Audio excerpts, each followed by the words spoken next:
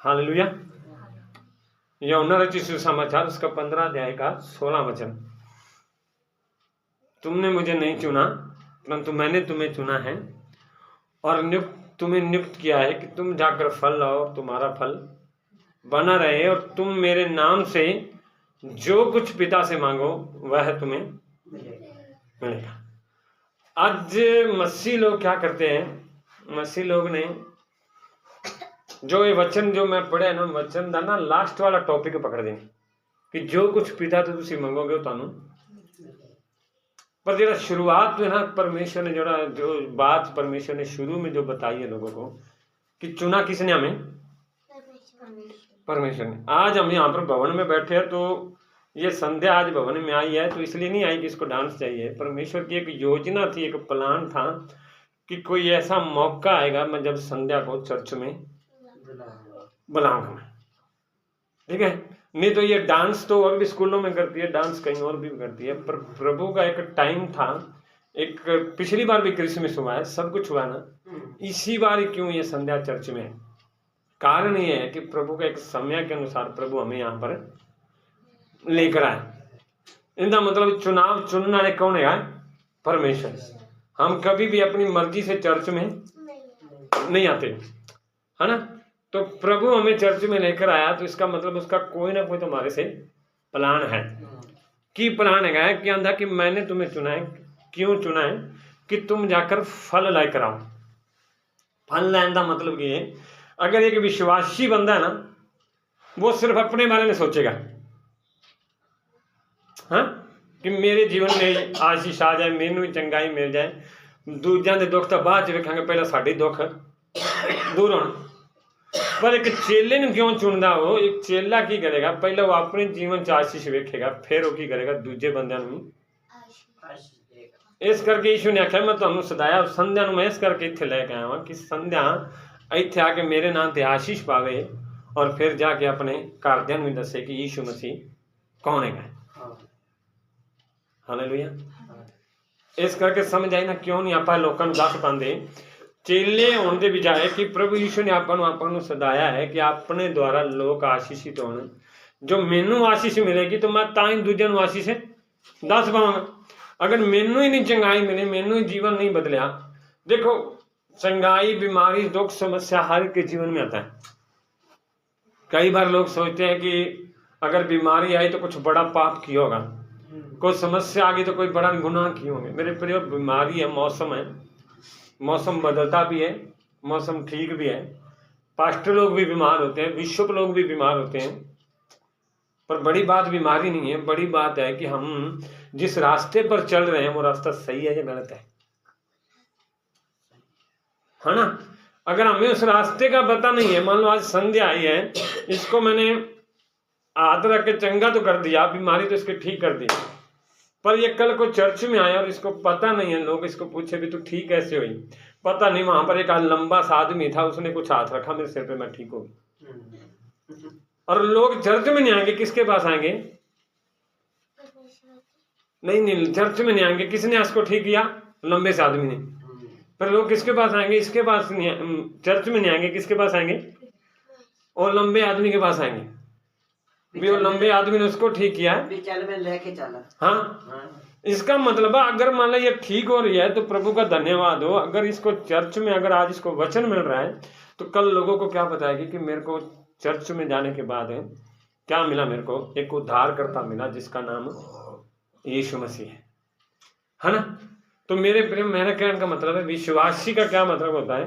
विश्वासी आएगा चर्च में, उसको अपनी पोजीशन चाहिए, अपना ही हालात चाहिए। अंकल हमारे अंकल की मैं एक बहुत अच्छी तारीफ है कि प्रभु का धन्यवाद, उनके जीवन में कितनी भी समस्याएं हैं उसकी भी एक दो गवाही सुनेंगे हम लोग यहाँ पे। ठीक है अंकल, बोलना कुछ वर्ड बोलना। उनकी एक गवाही का मेरे को क्या सबसे अच्छी बात लगती है कि उनके जीवन में कुछ भी समस्या है ना, उसको कोई भी बंदा मिलता है उसको वचन ये जरूर सुनाता है, चाहे वो बंदा चर्च में आए ना आए। क्यों? क्योंकि वचन सुनाने का मतलब क्या है कि हमारे जीवन में जो परमेश्वर ने देखा ना, हमने परमेश्वर के पास आकर, अगर हम मैं ना अंकल की गवाही बताएं तो एक सिंपल बात आओ, अंकल के शरीर को देखकर लगा लो, उसके परिवार को देखकर लगा लो, कोई भी नहीं कह सकता कि ये मसीह में ठीक है, मसीह में है। पर इसके जीवन का एक एक पल कहाँ पर है? मसीह में। तो इसका मतलब है कि इसको अपने शरीर से मतलब नहीं, किससे मतलब है? परमेश्वर से। जब परमेश्वर से मतलब है तो हम लोगों को किसके बारे में बताएंगे? परमेश्वर के बारे में बताएंगे। अगर हमें अपने शरीर से मतलब है तो हम लोगों को शरीर के बारे में नहीं बता पाएंगे, पर किसके बारे में बता पाएंगे? परमेश्वर के बारे में। इसलिए प्रभु ने कहा कि मैंने तुम लोगों को चुना क्यों है? तुम लोगों को फल लाने के लिए, कि जिस तरह तुम लोग मेरा नाम जाने हो, तुम्हारे द्वारा और भी कई लोग मेरा नाम जाने। अब समझ में आई? अगर तुम लोग ये काम करोगे फिर उसके बाद क्या कहानी होगी? फिर उसके बाद ये आता है कि तुम्हारे फल बना रहे, कि तुम मेरे नाम से जो कुछ फिर पिता तुम मांगोगे ना वो मिल जाएगा, है ना? समझाई? हमें आज तक मिल क्यों नहीं रहा है? क्योंकि हमें जो मिलना चाहिए वो मिलना चाहिए प्रभु यीशु का नाम। बाइबल बताती है कि सबसे पहले परमेश्वर के राज्य और उसके धर्म की खोज करो तो तुम्हें सब वस्तुएं मिल जाएंगी। अगर मिल जाएंगी तो हमें किसकी पहले खोज करनी चाहिए? यीशु मसीह की। जब यीशु मसीह हमारे पास आ जाएगा तो ऑटोमेटिक फिर हम जो कुछ पिता से मांगेंगे मिल जाएगा। आज कई लोग 2-2 घंटे प्रार्थना करते हैं फिर भी नहीं मिलता, पर कई लोग चलते चलते कह देते हैं प्रभु मेरे को ये चीज चाहिए और डायरेक्ट मिल जाती है।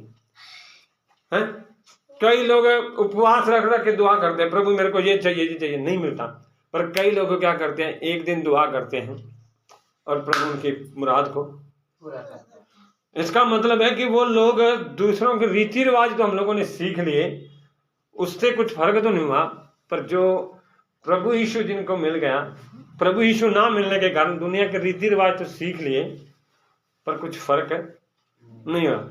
फर्क हमें कब होगा? जब हम यीशु के नाम को जान लेंगे, यीशु के नाम को लोगों को बताना शुरू कर देंगे, ऑटोमेटिक परमेश्वर स्वर्ग से देखा कि भी ये बंदा मेरा काम कर रहा है, इसलिए इसकी जो भी जरूरत है उससे पूरी मैं करूँ।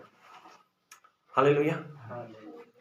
अब एक और बात है, चेले में क्या फर्क होता है और विश्वासी में क्या फर्क? एक बार यीशु मसीह अपने लोगों को चुनने के लिए और अपनी सेवकाई के बाद गया, उसको एक जगह पर गया जहां पर लोग बहुत भीड़ थी और नाव में थे, और कुछ 10-12 लोग थे जो क्या कर रहे थे कि मछलियां पकड़ रहे थे।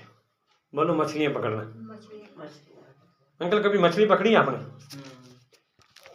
कितना टाइम लगता है मछली पकड़ने? 15 साल की उम्र में। नहीं, मैंने वो नहीं पूछा 15 साल की उम्र में, मैंने पूछा पकड़ी है, कभी पकड़ी है? मतलब कितना टाइम लगता है मछली पकड़ने में? हाँ, मतलब कोई टाइम नहीं है पकड़ने में, तो जाते भी मिल सकती है, ना पकड़े तो पूरी रात भी हो जाती है। क्योंकि अगर जिस बंदे को जिस चीज की हमें जरूरत है वो पकड़ने के लिए क्या करने पड़ती है, उसके लिए मेहनत करनी पड़ती है। समझ में आई कुछ? यीशु मसीह जब यहाँ पर जा रहा था तो वहां पर कुछ लोग ऐसे थे, काम कर रहे थे, मेहनत कर रहे थे, और बाइबल बताती है उनके बारे में कि उनको कुछ पैसा चुकाना था। जब पैसा चुकाने के लिए उन्हें मेहनत तो करनी पड़ेगी, तो जब वो मेहनत कर रहे थे तो यीशु मसीह उनके पास आया। भीड़ थी उसके पीछे पीछे यीशु मसीह की। जब यीशु मसीह के पीछे भीड़ थी तो वो भीड़ को वचन सुनाना चाहता था, और वचन सुनाने के लिए यीशु मसीह ने क्या किया कि मैं क्या करता हूँ, उनको बोला, जो लोग काम कर रहे थे उनको बोला, वो नाव थे, नाव के ऊपर क्या कर रहे थे, मतलब भी काम कर रहे थे। सारी रात हो गई उनको काम करते हुए, मेहनत करते हुए, कोई मछली उनके हाथ में नहीं आई। जब मछली कोई हाथ में नहीं आई तो उन्होंने सवेरे क्या किया, अपना सामान बांधना शुरू कर दिया। जब जैसे ही शुरू किया यीशु मसीह आया, और यीशु मसीह ने आके उनको बोला, मेरे को एक नाम दे दो, मेरे को जरूरत है। तो उसने बोला ठीक है, जब तक तू एक नाम ले ले, खाली उसमें खड़ा होकर जो बोलना बोल ले। फिर उतने में हम लोग क्या करते हैं, दूसरी नाम को इकट्ठा कर लेते। बाइबल बताती है वहां पर लोग 2 नामों पर, हम लोग अगर लूका रचित सुसमाचार 5:2 पढ़ेंगे तो बाइबल बताती है कि उसने झील के किनारे 2 नावें लगी हुई देखी और मछली उन पर उतरकर जाल धो रहे थे। कितनी नावें थी? 2। कितनी नावें अंदर? कितनी नावें हैं? 2। 2 नावें हैं। 2 नावें पे कितने लोग कितनी नावों पर सवार हैं? 2 पर। याद रखना है कि विश्वासी बंदा चर्च में भी आएगा, दुनिया में भी जाएगा। पर एक चेला क्या करेगा, कभी भी दो नावों पर चेला हमेशा एक ही नाव पर सवार होगा, है ना। फिर भाभी आखेगी अगर एक नाम तो चलाएंगे फिर दुनिया का काम क्यों करेंगे, है ना। दुनिया के काम मैं नहीं कर रहा मना करने के लिए, मना नहीं कर रहा। मेन बात क्या है, अगर आप चेले बन के जियोगे ना तो पहले स्थान अगर प्रभु ने दोगे ना तो दुनिया के काम भी ऑटोमेटिक बन जाएंगे, है ना। जब दो नाव पर सवार थे तो यीशु मसीह ने उनसे क्या बोला, अपनी नाव मेरे को दे दो। अब एक बात बताऊं मैं, सारी रात जिन्होंने मेहनत की यीशु मसीह उनको बोल रहा है अपनी नाव मेरे को दे दो।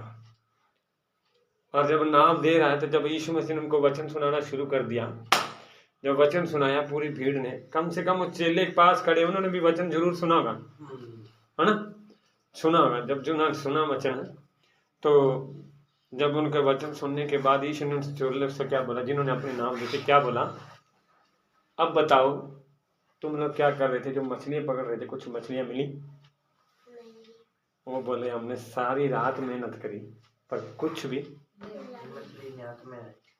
नहीं पकड़ा।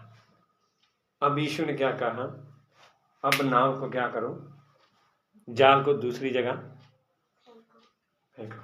जैसे ही दूसरी जगह नाव गई, जाल गया, पूरी मछलियां,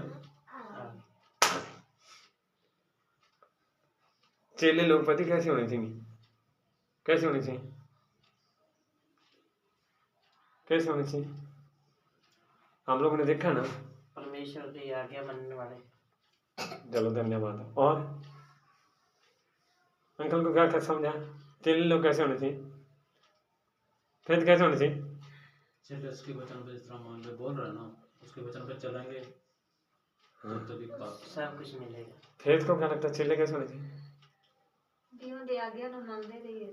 मंदे रहिए। आप पहला वचन बोल गए हम, उन्होंने क्या कहा, सारी रात मेहनत की थी कुछ नहीं पकड़ा।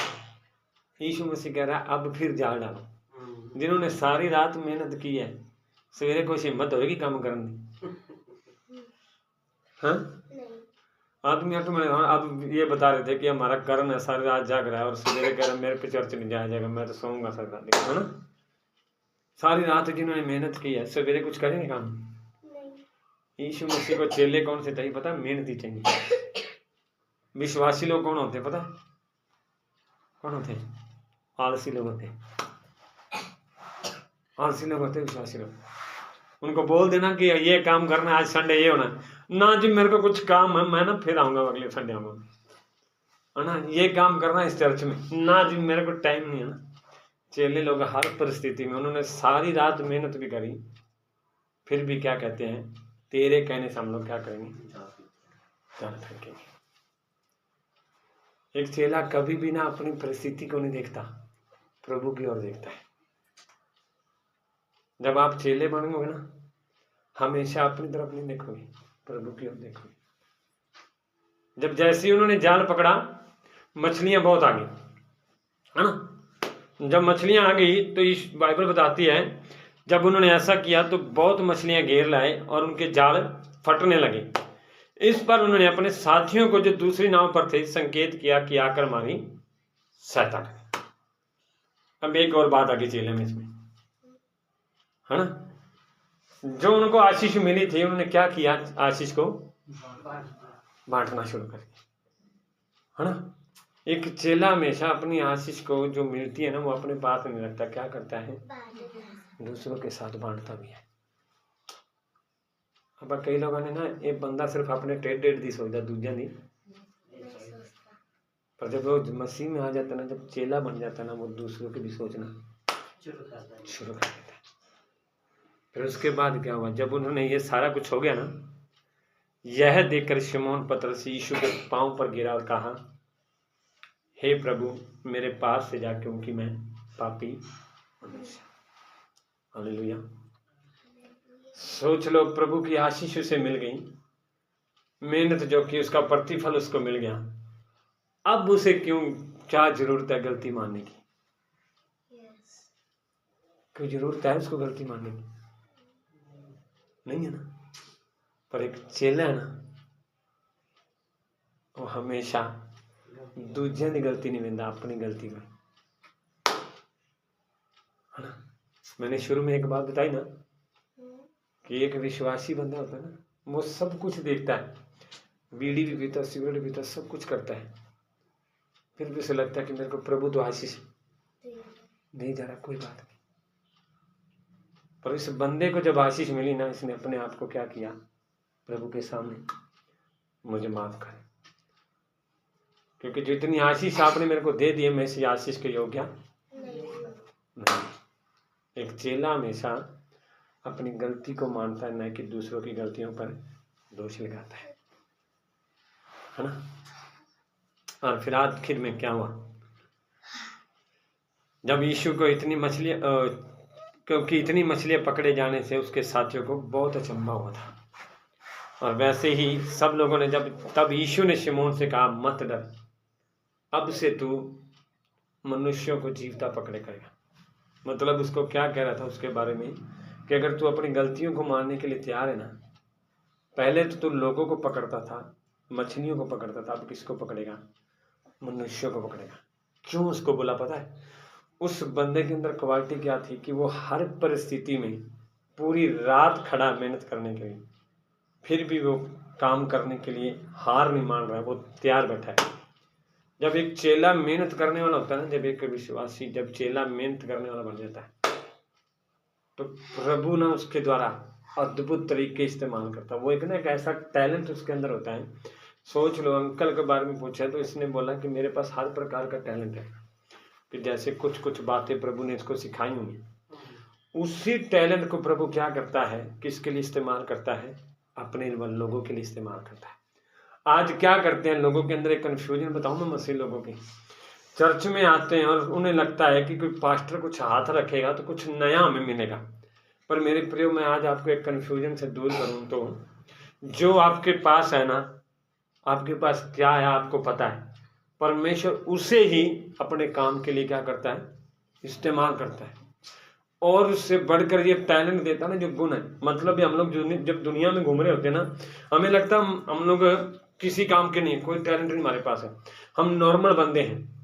पर जितने गुण हमारे अंदर छपे होते हैं, जब मसीह में आते हैं ना, तो प्रभु उन गुणों को हमारे अंदर प्रकट करना शुरू कर देता है। शमौन पतरस से शुरू से क्या पकड़ रहा था, मछलियों को पकड़ रहा था। जिस दिन प्रभु के पास आया, उसने बोला, अब से तू मछलियां नहीं पकड़ेगा, क्या पकड़ेगा, मनुष्यों को पकड़ेगा। इसलिए यीशु मसीह ने क्या हमें कहा कि मैंने तुम्हें किस लिए चुना है, कि तुम जाकर फल लेकर आओ। पहले क्या फल लेकर आते थे, मछलियों को पकड़ते थे, अब क्या फल लेकर आना है, मनुष्यों को पकड़ना है। समझ में आई कहानी? प्रभु आते ना मसीह लोग, जैसे एक सिंपल बताऊं, दशमांश की बात आती है। मैंने कभी चर्च में दशमांश के बारे में बोला नहीं, पर मैं एक बताता हूं। मैं प्रभु का धन्यवाद करता हूँ, आप लोग खुश, मैं बहुत आप लोगों से खुश हूँ, जो आप लोग अपना दिल से जो कुछ भी करते हो। पर एक बात बताऊं, आज लोग पता क्या करते हैं, उन्हें लगता है कि हम लोगों का ना, जब चर्च में आते दुगना पैसा और कहीं से मिलना शुरू हो जाएगा।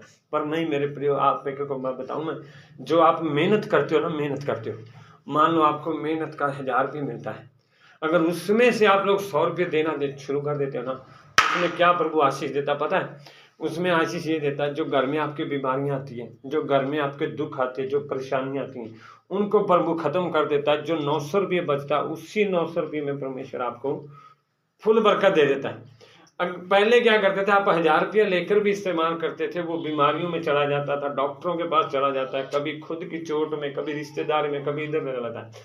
पर जब आप प्रभु के लिए अपना जेब से निकालना शुरू कर देते हो ना, प्रभु उसी जेब को कंट्रोल कर देगा। आपके घर में बीमारी नहीं आएगी, आपके घर में कोई समस्या नहीं आएगी, आपके घर में कोई परिस्थितियां खत्म होनी शुरू हो जाएंगी।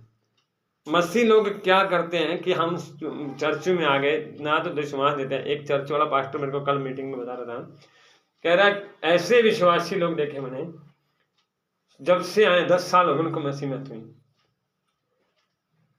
पहले भी 10 रुपये डालते थे, आज भी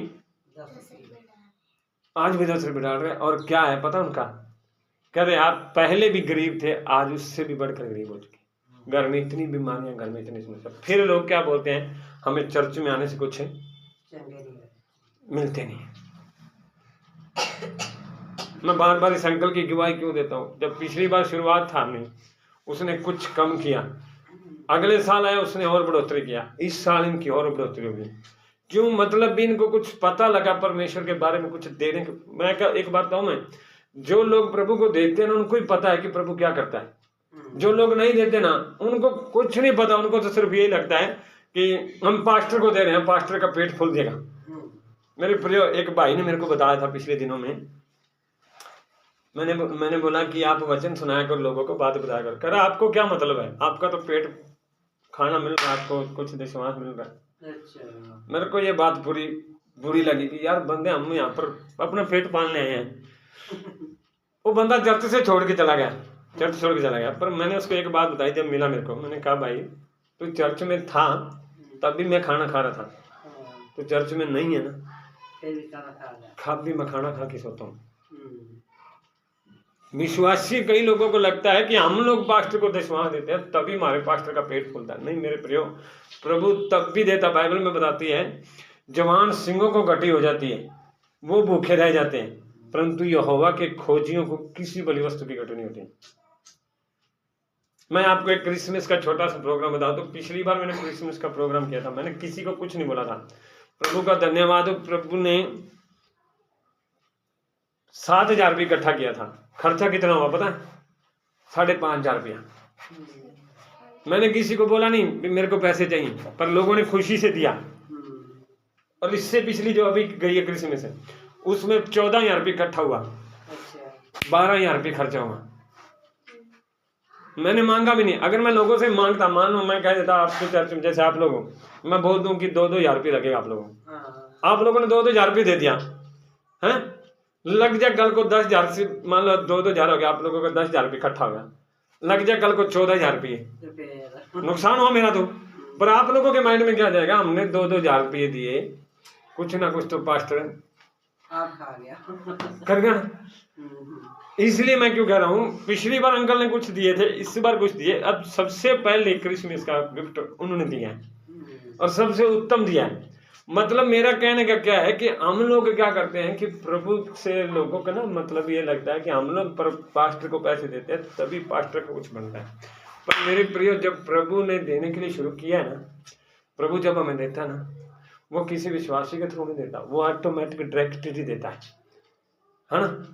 इसलिए मैं कहता हूं कि प्रभु जो आपके पास है ना, जो आपके पास है, प्रभु उसे इस्तेमाल करता है। शमौन के पास क्या था? उसके पास एक मछली पकड़ने का तरीका था। प्रभु ने बोला पहले तो मछलियां पकड़ता था, अब किसको पकड़ेगा? मनुष्यों को पकड़ेगा। देखो उसका सबसे बड़ा सामर्थ का काम क्या हुआ, पहले ही प्रचार में 3,000 लोग खड़े हो गए। जैसे उसने मछलियों के जाल डाला तो कितनी मछलियां उसके जाल में आ गई, उसी प्रकार उसने चर्च के अंदर प्रचार किया, पहले ही प्रचार में 3,000 लोग इकट्ठे हो गए। इसी प्रकार जब आप लोग प्रभु के लिए अपने जीवन को देते हो ना, अपना चेले का जीवन क्या होता है, प्रभु के लिए जैसे वो अपना जीवन देता है, जो टैलेंट पहले वो दुनिया के लिए इस्तेमाल करता था, अब वही टैलेंट किसके लिए इस्तेमाल कर रहा है? परमेश्वर के लिए। अब लास्ट की एक बात क्या है, पकड़ा करेगा और वे नाव को किनारे पर ले गए और सब कुछ छोड़कर उसके पीछे हो लिए। किसके पीछे हो लिए? यीशु मसीह के पीछे हो लिए। अब मैं बताऊं, सब कुछ छोड़ने का मतलब, एक चेला क्या करता है, अपना सब कुछ छोड़ने का मतलब है, बाइबल में एक जगह लिखी है कि जो कोई अपने माँ बाप को, भाई बहन को मेरे लिए इनकार न करेगा, वो मेरा चेला नहीं हो सकता। पर यहाँ पर मैं आपको क्या बताना चाहता हूँ, इनकार करने का मतलब ये नहीं है कि हम अपने माँ बाप से अलग रहें, परिवार से अलग रहें। अब हम लोग परिवार से अलग रह रहे हैं तो इसका मतलब ये नहीं कि हमने उसको छोड़ दिया, मिलने जाते हैं, सब कुछ करते हैं। पर छोड़ने का मतलब क्या है, अगर आपके परमेश्वर के पास आने से कोई भी चीज आपको रोक रही है ना, तो उस चीज को क्या कर दो? छोड़ दो, है ना। इसलिए परमेश्वर का वचन क्या कहता है कि चेलों को जैसे जैसे आशीषें मिलती गई, वो सब कुछ आगे करते चले गए। अब आप लोगों ने कितनी बातें इसमें सीखी हैं? 5 बातें। कौन कौन सी? कुछ याद है? कुछ याद है या नहीं, कि भूल गए सारे? कुछ नहीं बोल गया, चल मैं याद दिलाता हूँ। मैं सबसे पहली बात क्या है, ਤੁਹਾਡਾ ਵੀ ਫਲ ਤੁਸੀਂ ਫਲ ਲਾਓ ਤੁਹਾਡਾ ਫਲ ਬਣਾਏ। हाँ पहला है कि परमेश्वर ने तुम्हें आशीष दी है तो वो आशीष है दूसरों को भी देनी है, ठीक है। नंबर 2, चेला कभी भी 2 नावों पर सवार नहीं होता, है ना। नंबर 3, चेला कैसा होता है, मेहनत करने वाला होता है, आलसी नहीं होता। नंबर 4, चेला हमेशा अपनी गलती को मानता है। और नंबर 5 क्या है, कुछ नहीं पता ना, सब कुछ छोड़ के यीशु के पीछे चलता है। मैं आज आपको इन बातों के द्वारा ये कहना चाहता हूँ कि प्रभु ने हमें चुना है ना, तो इसलिए नहीं चुना कि मतलब भी हम सिर्फ एक दुनियावी तरीके से जैसे मंदिरों में जाते थे, गुरुद्वारों में जाते थे और जैसे वहाँ पर हमारे जीवन में होता था, आज वही हमारे जीवन में यहाँ पर भी हो। मंदिर में जाने के बाद भी हम लोग अपनी मर्जी चलाते थे, चर्च में आने के बाद भी मर्जी चलाएं, ये नहीं है बाइबल का कार्य, ठीक है। मैं आपको बाइबल के तरीके से ये बताना चाहता हूँ कि यीशु मसीह ने हमें चुना है तो सिर्फ हमारे लिए खुद के लिए चुना है, दूसरों को आशीष के लिए भी चुना है। इसलिए उसके संग बढ़ते चलो। प्रभु तुम्हें इस वचन के द्वारा आशीष करे। मैं आज आपको सिर्फ यही कहना चाहता हूँ कि चेला बन के रहना है, न कि विश्वासी नहीं बन के। विश्वासी उदो सा जदों आप यीशु नूं नहीं जानते, पर जिस दिन आप यीशु नूं जानन लग पे, पहचानन लग पे, उस टाइम आप के विश्वासी नहीं रह गए, कौन बन गए, चेले बन गए। हालेलुया। परमेश्वर के वचन के द्वारा आप लोगों को